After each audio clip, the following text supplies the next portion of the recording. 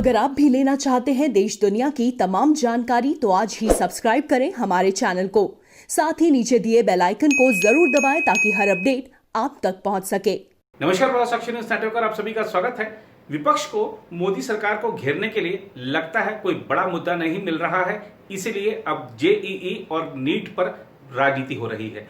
छात्रों के भविष्य के साथ विपक्ष जिस तरह खिलवाड़ कर रहा है, अपनी राजनीति को चमकाने का प्रयास कर रहा है, वो दिखाता है, वो दर्शाता है कि छात्रों के भविष्य की चिंता उन्हें बिल्कुल नहीं है। देश में अनलॉक की प्रक्रिया शुरू हो चुकी है। बाढ़ और कोरोना के बढ़ते मामलों के बीच भी देश आगे बढ़ रहा है, देश चल निकला है और अर्थव्यवस्था धीरे धीरे पटरी पर आ रही है। लोग अपने कार्यालय जा रहे हैं, सब जगह काम सुचारू रूप से चल रहा है। परीक्षाएं जो कराई जानी हैं उसके लिए एसओपीस जारी कर दिए गए हैं, उसके बावजूद विपक्ष टांग अड़ा रहा है।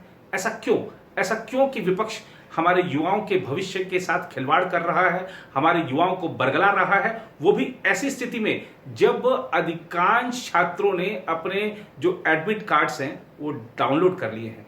छात्र परीक्षा देना चाहते हैं, कांग्रेस राजनीति करना चाहती है।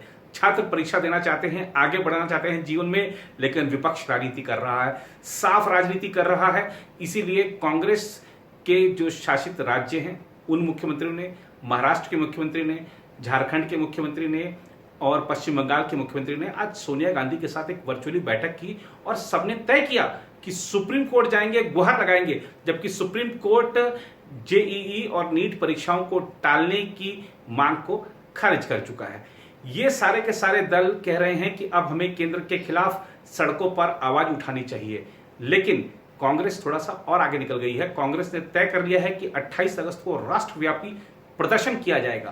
प्रदर्शन कांग्रेस का जरा आप ये देखिए कि ये कर रहे हैं छात्रों के लिए करने की बात कर रहे हैं, लेकिन दरअसल ये है छात्रों के हितों के खिलाफ। कैसे खिलाफ है आपको अपनी इस रिपोर्ट में समझाएंगे। और अब बीजेपी और कांग्रेस इस मुद्दे पर आमने सामने हो गए हैं। पहले हम आपको दिखाते हैं कि आज कांग्रेस ने किस तरीके से, विपक्ष ने किस तरीके से जमकर पूरे दिन इस पर राजनीति की है। उसके बाद आपको बीजेपी शासित कुछ राज्यों के शिक्षा मंत्री या मुख्यमंत्री के बयान भी सुनाएंगे और दिखाएंगे कि किस तरीके से वो इसके पक्ष में है कि परीक्षा समय पर होनी चाहिए।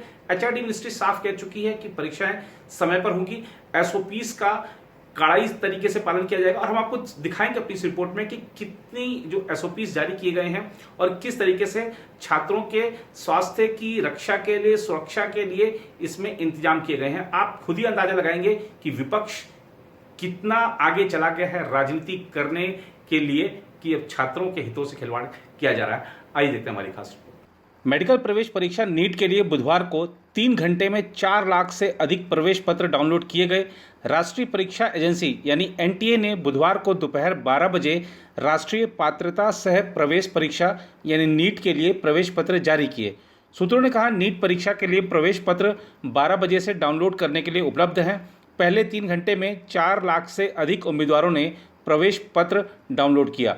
इंजीनियरिंग के लिए संयुक्त प्रवेश परीक्षा मुख्य या जेईई 1 से 6 सितंबर के बीच होगी, जबकि राष्ट्रीय पात्रता सह प्रवेश परीक्षा नीट स्नातक परीक्षा 13 सितंबर को कराने की योजना है। इस वर्ष जेईई मुख्य परीक्षा के लिए लगभग 9.53 लाख विद्यार्थियों ने पंजीकरण कराया है, जबकि नीट के लिए 15.97 लाख विद्यार्थियों ने पंजीकरण कराया है। कोविड-19 महामारी के कारण इन प्रवेश परीक्षाओं को स्थगित करने की मांग बढ़ रही है।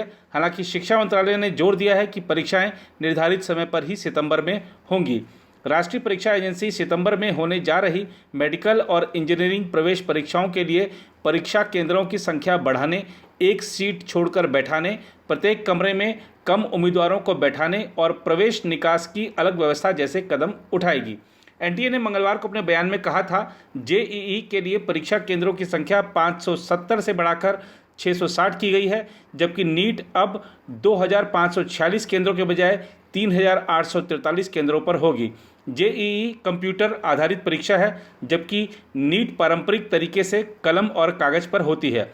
बयान में कहा गया, इसके अलावा जेईई मुख्य परीक्षा के लिए पालियों की संख्या 8 से बढ़ाकर 12 कर दी गई है और प्रत्येक पाली में विद्यार्थियों की संख्या अब 1.32 लाख से घटाकर 85,000 हो गई है। इसमें कहा गया कि सामाजिक दूरी का अनुपालन सुनिश्चित करने के लिए जेईई मुख्य परीक्षा में छात्रों को परीक्षा कक्ष में एक सीट छोड़कर बैठाया जाएगा, जबकि नीट में एक कमरे में विद्यार्थियों की संख्या 24 से घटाकर 12 कर दी गई है।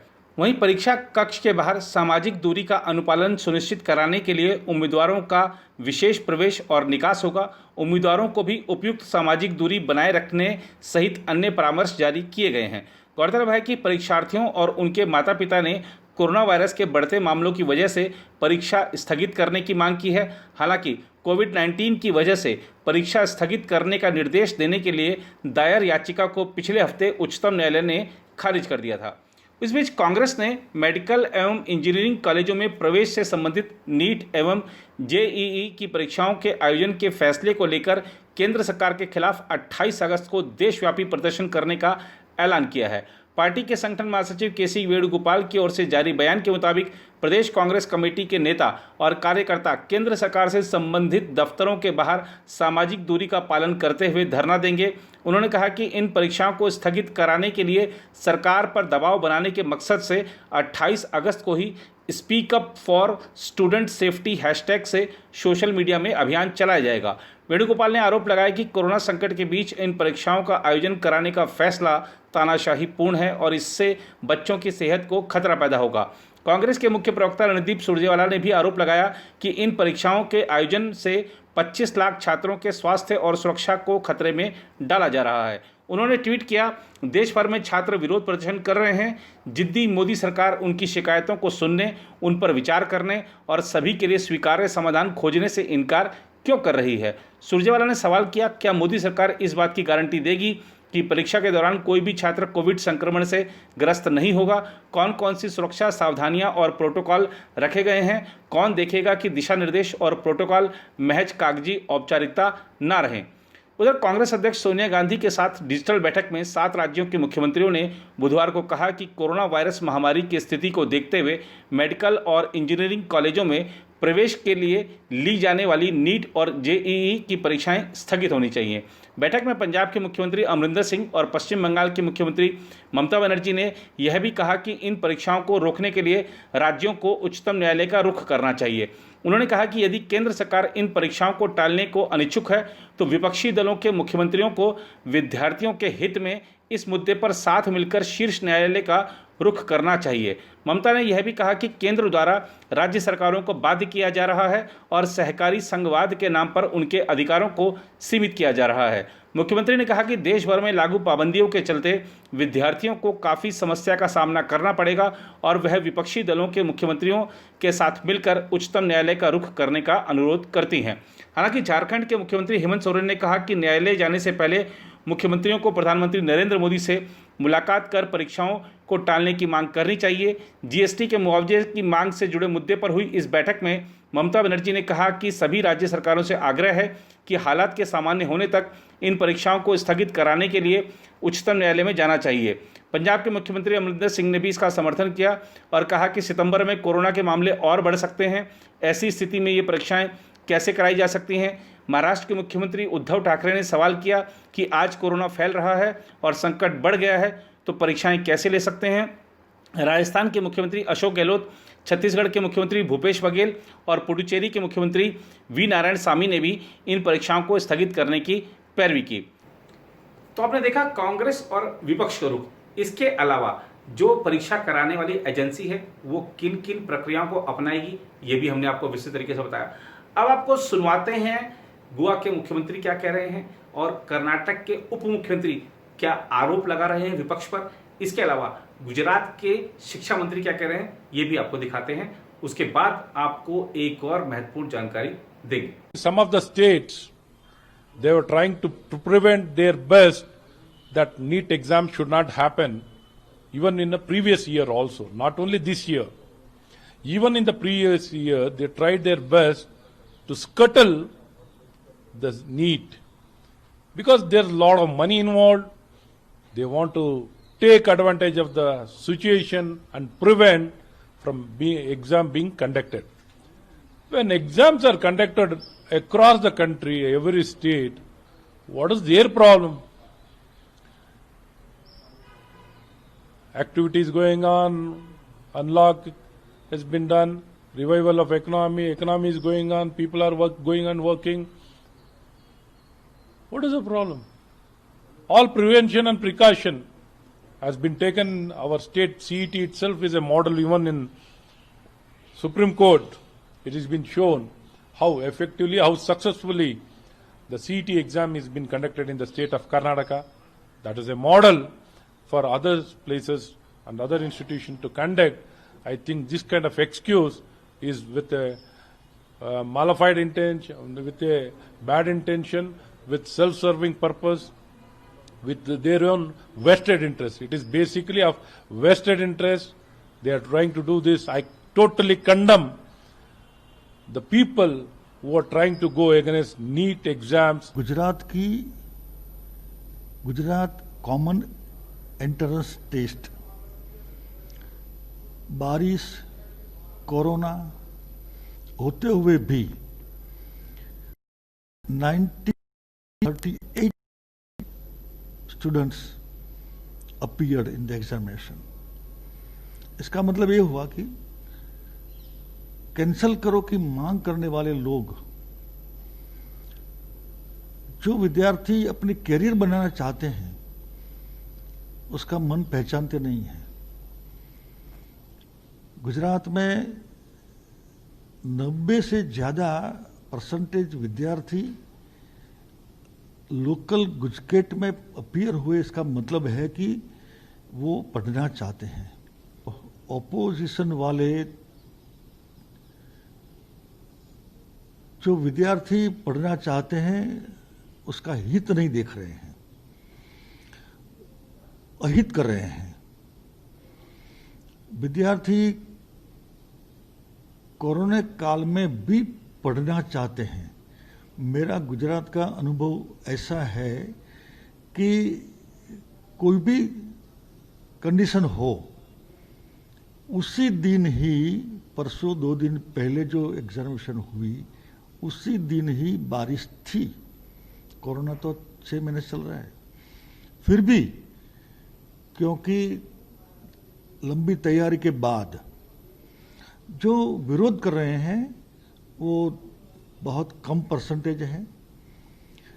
और ऑपोजिशन वाले को भी सोचना चाहिए कि जो करियर बनाना चाहते हैं उसका परसेंटेज 90% है। गोवा में ऑल टुगेदर वैसे 19,000 स्टूडेंट्स पूरे स्टेट में एग्ज़ाम को बैठे थे।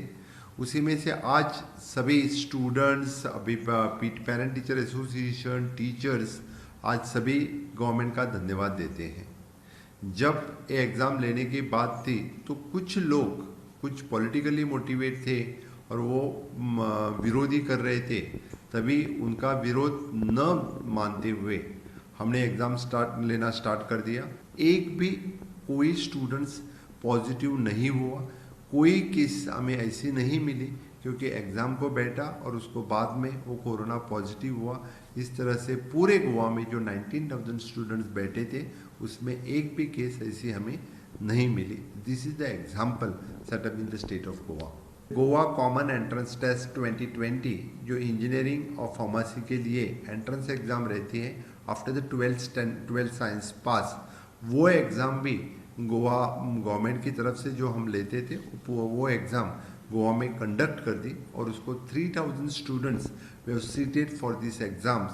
और पूरे नॉर्म्स के साथ हमने जो सोशल डिस्टेंसिंग, मास्क और एक ही क्लासरूम में सिर्फ ओनली द 12 स्टूडेंट जो बैठे थे, अच्छी तरह से ये भी एग्ज़ाम कंडक्ट कर दी। मेरी विनती भी है सभी पॉलिटिकल लीडर्स के, इस तरह के एग्ज़ाम में कोई राजनीति न लाए। whatever the decision taken by the NEET और JEE एग्ज़ाम, वो एग्ज़ाम कंडक्ट होना बहुत ज़रूरी है। इसके अलावा एनसीबी ने अभिनेत्री रिया चक्रवर्ती के खिलाफ एक मामला दर्ज कर लिया है। क्या है ये मामला, आइए देखते हैं। उधर मादक पदार्थ नियंत्रण ब्यूरो यानी एनसीबी ने बुधवार को रिया चक्रवर्ती और अन्य के खिलाफ प्रतिबंधित मादक पदार्थ के कथित लेन देन के सिलसिले में एक आपराधिक मामला दर्ज किया। यह जानकारी अधिकारियों ने देते हुए बताया कि संघीय मादक पदार्थ निरोधक एजेंसी द्वारा दर्ज की गई शिकायत में नशीली दवाओं और मादक पदार्थ निरोधक अधिनियम NDPS की विभिन्न धाराएं लगाई गई हैं। यह शिकायत प्रवर्तन निदेशालय से प्राप्त एक आधिकारिक उल्लेख के आधार पर दर्ज की गई है।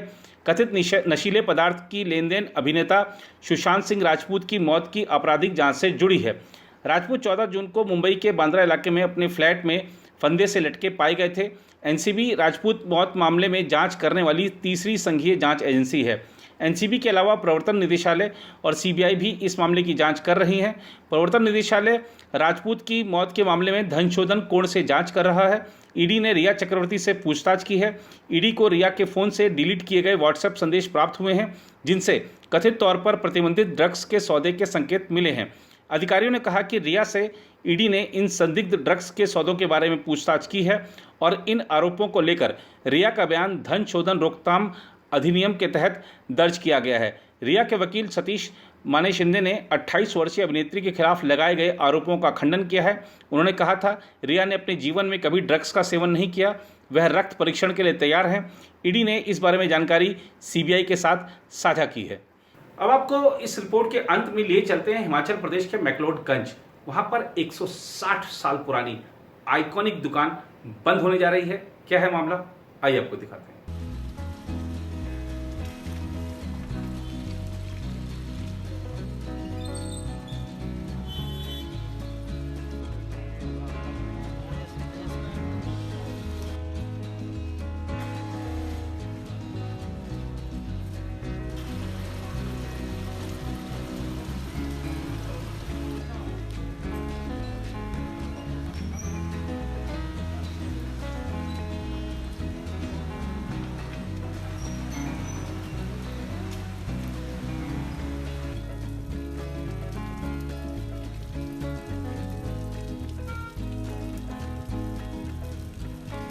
हमको दुख भी हो रहा है क्योंकि हमारा बचपन यहीं बीता हुआ है।